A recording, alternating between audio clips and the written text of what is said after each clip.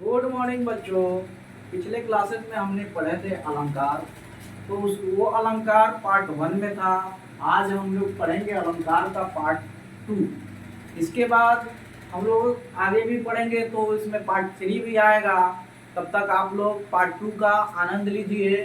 तो सबसे पहले हमने कल प्रीवियस क्लासेस में यही पढ़ा था कि अलंकार का अर्थ होता है आभूषण, यानी अलंकार को हम आभूषण कहते हैं। और अलंकार का अर्थ क्या होता है जी? यानी किसी की शोभा बनाना, ठीक है ना। तो उसी में हम लोग देखेंगे, ये 2 नंबर में यामक समझेंगे। यामक किसे कहते हैं, ठीक है ना।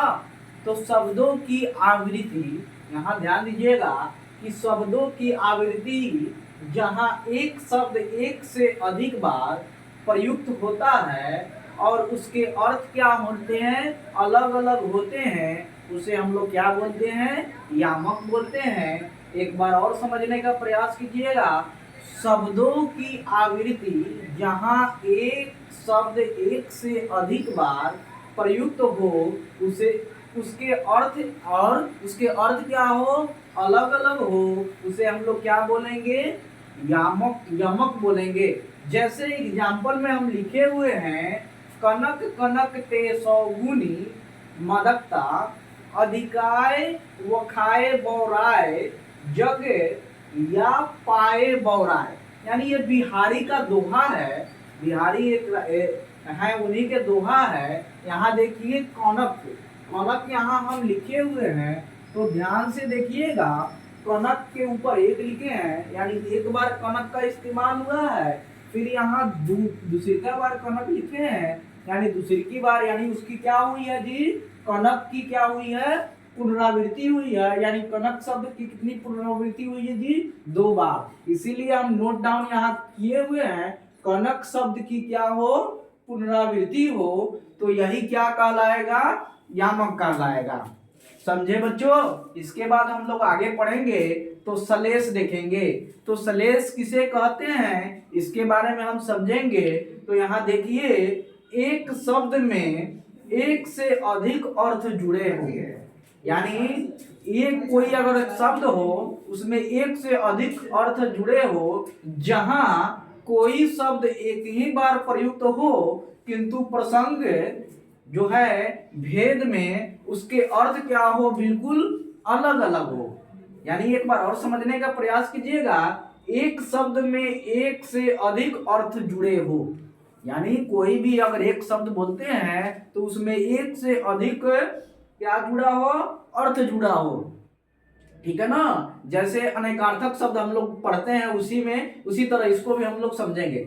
यहाँ लिखा हुआ है, जहां कोई शब्द एक ही बार प्रयुक्त हो, किंतु ध्यान से समझिएगा, प्रसंग भेद में उनके अर्थ क्या हो, बिल्कुल अलग अलग हो। जैसे यहाँ देखिएगा एग्जाम्पल में लिखा गया है, रहीम जी का दोहा है कि रहीमन पानी राखिए बिन पानी सब सून, पानी गए ना उबरे मोती मानुष चूस।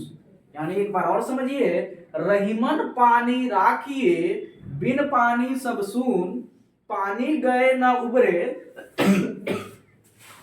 मोती मानुष चूस। यानी देखिए, यहां पानी शब्द का क्या अर्थ है, यानी पानी में ही मोती रहता है, तो मोती क्या होता है, चमकता है।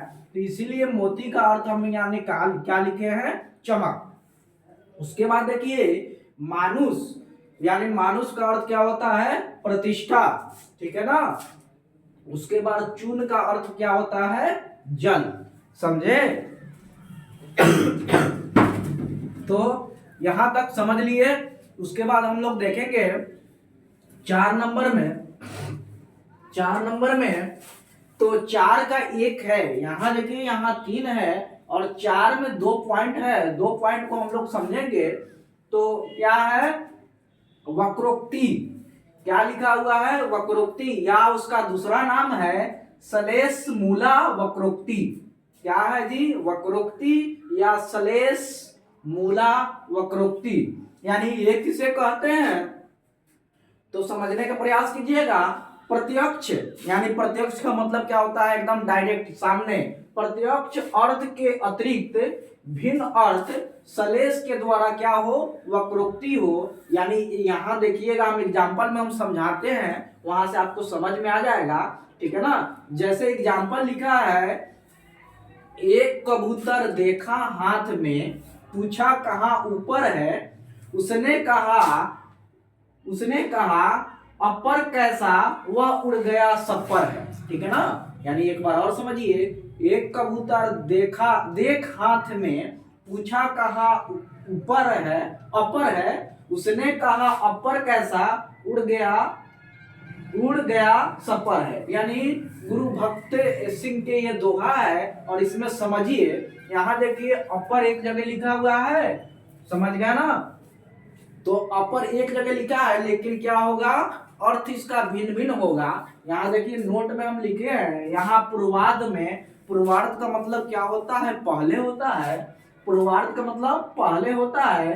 पहले जहांगीर ने दूसरे कबूतर के बारे में पूछने के लिए अपर शब्द, ठीक है ना, यानी दूसरे कबूतर के बारे में पूछने के लिए यहाँ क्या लगाए हैं, अपर। अपर का मतलब क्या होता है, दूसरा शब्द का प्रयोग किया। जबकि उत्तरार्ध यानी पहले, यानी ये जहांगीर से पहले नूरजहां ने अपर का, यानी अपर शब्द का प्रयोग क्या किया, बिना पर। यानी बिना पर का मतलब क्या हुआ, बिना पर यानी पंख वाला अर्थ के लिए उत्तर दिया। यानी एक बार और समझिए, ये जो जहांगीर थे, उन्होंने ये अपर शब्द का मतलब यह बताया कि दूसरे कबूतर के बारे में हम कुछ बता रहे हैं, लेकिन नूरजहां ने उसके अपोजिट अपर शब्द को हम बताए कि बिना पंख पैर वाला, यानी बिना पंख वाला, यानी किसके बारे में, बिना पंख वाले कबूतर के बारे में उन्होंने बताया।